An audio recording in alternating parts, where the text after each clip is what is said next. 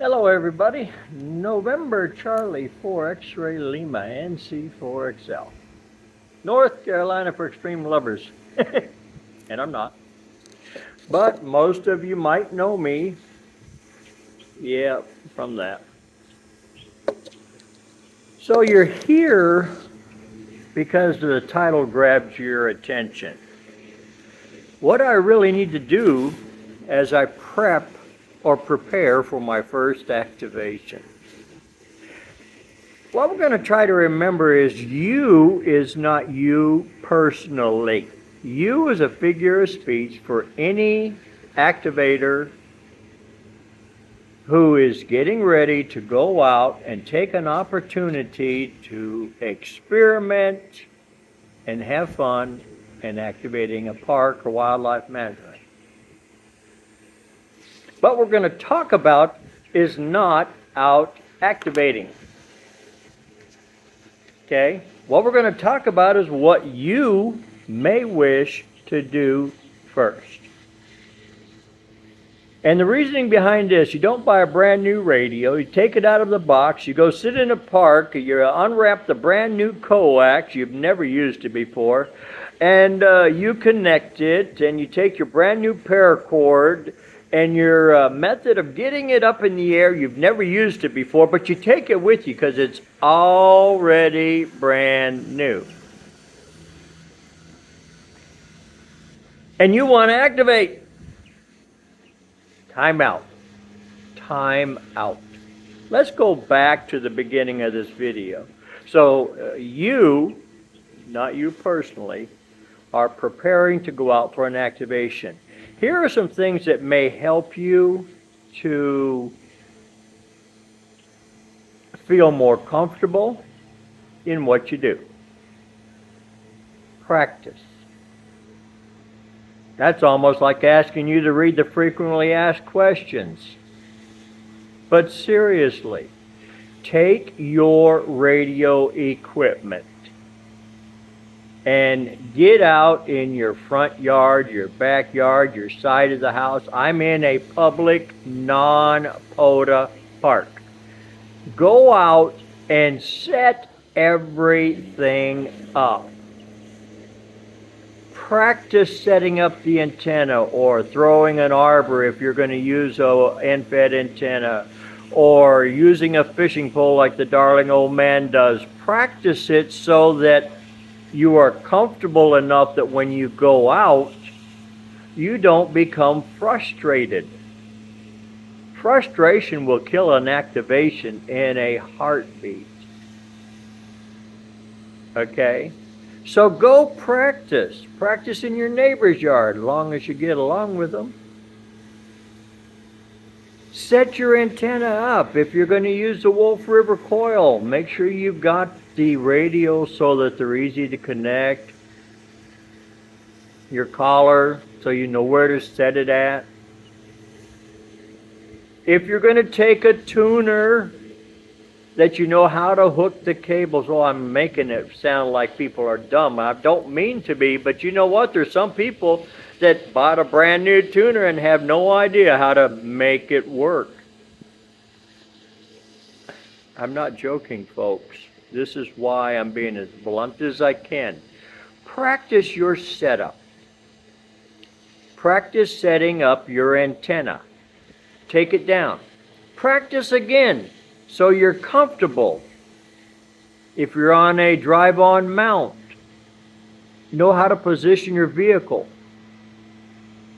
If you're on a telescopic mast, know how to release it so you can slide it up and unlock it so you can slide it down.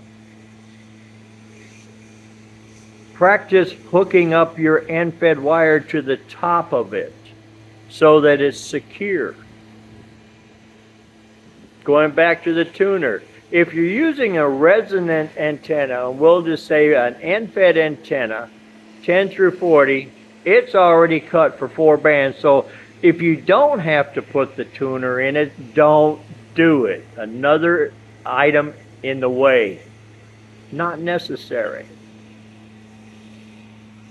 Not necessary.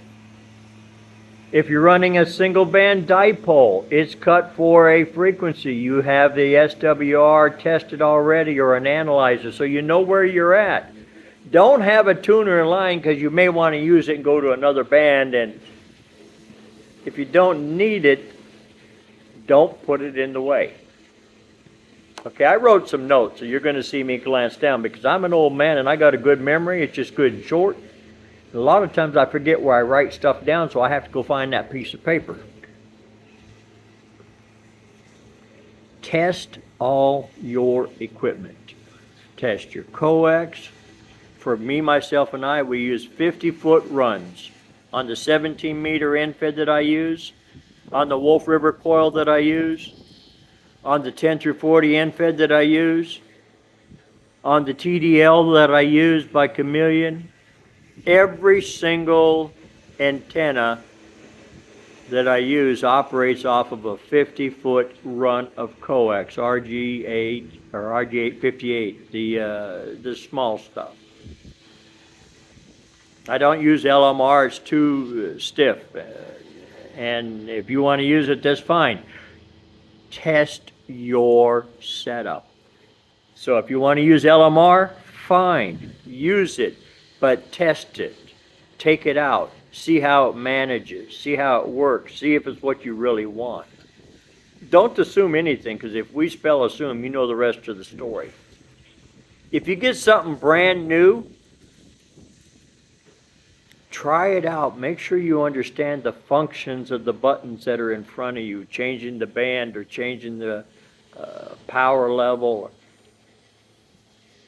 Because when you're out there, you get frustrated, you're going to do one thing, throw your hands up and say, to hell with it, and I'm going home. Been there, done that. Been there, done that. You will too. The rain will be coming down when you didn't expect it. The wind will be blowing. The couple right next have 3 or 4 kids, and the noise coming out of there is more than a zoo. And you're trying to operate. Test your equipment. Test your antenna. If you're going to use the end fed and you've already put it on the meter at home, but you're out in the field, do a real quick test. I carry an analyzer with. 99% of the time I'll do a check if I feel that there's an issue, but 99% of the time there isn't. When something flag goes up, like, why is the SWR? Then I'll check it right then and there. Oh, 2 is 1, 1 is none. I have an extra run of 50-foot of coax in case. Because I don't want that activation to get busted because I'm frustrated. So I have a backup, okay? Your cables, make sure you have all the adapters if you're going to use any adapter type pieces to go onto your coaxial connection. Have extra. You don't need it, that's okay. You have it with you for when you're there because it might be too far to drive back. If you're like me and you use a fishing pole, buy you 2 or 3 or 4 extra packs of sinkers. Not that you need them and you're going to have a bad day, but have them so that if something happens and you lose a couple sinkers or so, that your activation doesn't get a frustration level to it, okay?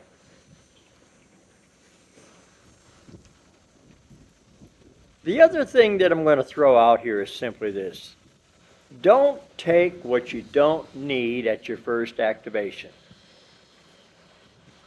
Now, I am OCD. I will tell you, I have the dipoles in the car, I have the TDL in the car, I have the Wolf River GIA in the car, but I only use the end-fed antennas. All my parks that I participate in operating from, I don't ask them, I just put the antenna, they all wave, they all come and talk with me, so I'm fortunate, I'm blessed. And the thing is, I have all that other stuff I'm carrying around that's unnecessary. But I'm apt to go to an alternative park where I can't put up the end fed. So I need the Wolf River. That's why it's in the car. Okay? Ask yourself, do I really need to take this? If you got everything laid out on your patio, or you have everything laid out on your driveway, you see all the parts and stuff that's going to go in a bag or a Pelican case. You see everything that you have. Make sure it's what you need. You're going to have some couple extras, but don't carry the kitchen sink. A portable clock. Not your cell phone, not your cell phone, a portable clock that you can set for 24 hours. UTC time, nothing worse than uploading a log and you're off by an hour and you can't figure out why the log didn't go up right because nothing is showing properly because the UTC time. Think about it. A little 24-hour clock you can order for $13, $15. You can go to Wally World or one of these other places and get a dual clock. Okay? Don't assume anything. Don't assume that it's brand new in the box and it works perfect. Wrong, wrong, wrong. Somebody put it back in the box and left a part out of it and you bought it because it was on sale. But it's missing a part. Let's talk about tuners. There's several radios that will have a built-in tuner, especially the QRP radios that may have a built-in tuner. That is fine, but don't make that the excuse to just use that antenna for all the bands. It doesn't really work that way because all you're doing is fooling the transceiver to match the impedance of the antenna, not necessarily giving you the ultimate power out the other end of that antenna. So if you can operate on resonant antennas. For your hamstick operators, what that means for you is to get each hamstick and take the time to tune it. If you're going to run inside your car or your truck or your Jeep, make sure you tune that hamstick on that vehicle for the maximum best resonance. Okay? If you're going to do FT8, know what your power level is going to be. Practice it from your house again, from your local park again. Practice it.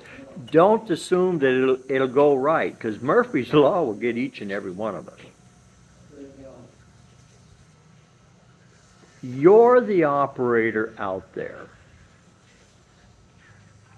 You have a little bit of blame where you may not get the activation to happen.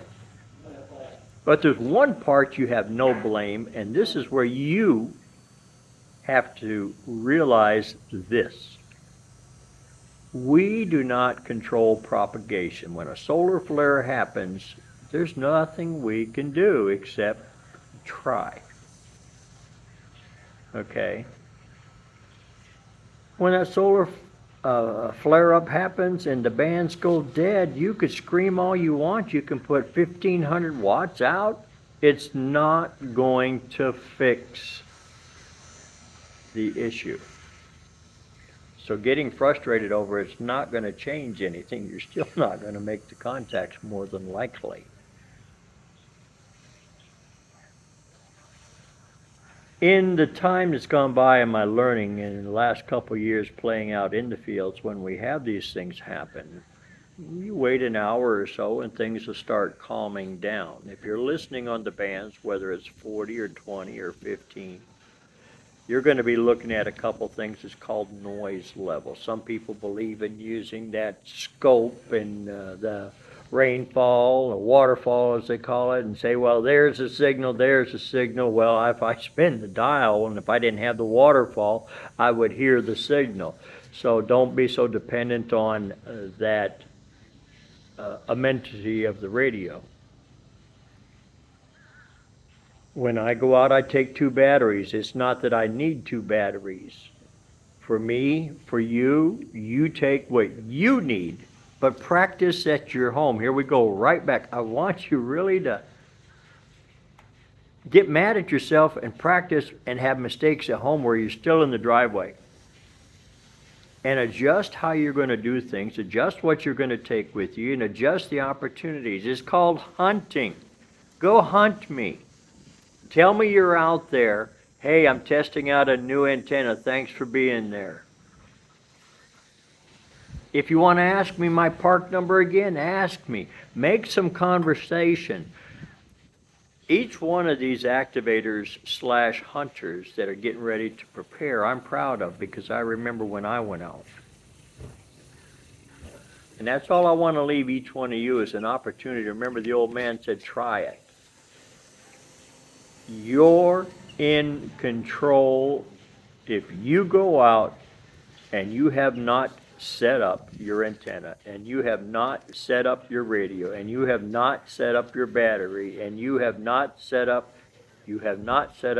your setup for a failure. And I hate using that word. Now, on the last note, I'll shut up. I really want you to be aware of this. Take your paper and pencil, take your paper and pencil, take your paper and pencil. Because you don't have no internet, you stumbled across somebody you're listening to on the radio. You start writing it down because you can't see nobody spotted. You don't know where nobody's at. You're at the mercy of the next person that worked you that may have some knowledge on how to spot you on the POTA page. But write down everything. Don't let your activation become a misactivation because you didn't have internet, or you didn't have a laptop, or you didn't have this or that. As another video that I put out, the basic things that you need, and you control it. I don't. You control it. Is your equipment and knowing how to use your equipment and knowing how to make things work with your equipment, what buttons to push. And if you're just starting out, you do not need any additional frustration. So thinking that you have to have a laptop or this software to do this program, put it on paper. You can always transfer the information. Use that clock, if nothing else, off your cell phone. If your cell phone has a clock on it, there's little apps out there that will allow you to download it, and you can run a dual clock, which I do. Okay, and it shows me local time and UTC time at one glance. And I constantly use it, but then I paper log. That's just a habit from this old man. I appreciate you being here. Remember, you guys and gals, if you'll take the time to go out and practice in your own front or backyard, when you get out in the field where you're not near anything, that's called bathrooms and drink machines and ice and stuff like that, and bug spray, because those are all other elements that will show up out there in the field. Oh, it was 97 when I left yesterday. I was worn out physically, and it wasn't because I was talking too much. The heat will have a tendency to doing these things to you. The cold weather will get under your skin real bad too when it comes wintertime. That's okay. That's part of the fun. I hope that you understand where this video is going. If it's to be, it's up to me. If I prepare to go out and try to do everything and have a positive answer to it, okay, then I'm going to do all right. Regardless of propagation, I can't control that, but I've done everything else right. But if I go out and open up a brand new box, brand new piece of cable, a tuner I've never used, if you use a tuner, a CW keyer, I've never used that keyer. I do CW at home, but I've never used that keyer. Let's try it out. That headset, I've never used a headset at home. Let me try this one out. And when you start hooking up stuff and nothing fits, it's like, what is going on? It's because you did not take the time to learn your equipment. Please do not be offended. Yes, this is a cold type of a video, but this is the real world. And it happens every day, and you see it posted on Facebook, and those are all learning opportunities for each one of us. I hope you learn, I hope you have fun, and I hope you share what you learn with other people who want to have fun. November Charlie 4, X-Ray Lima, North Carolina for extreme lovers. Oh, just me, Tom, the darling old man, 73s.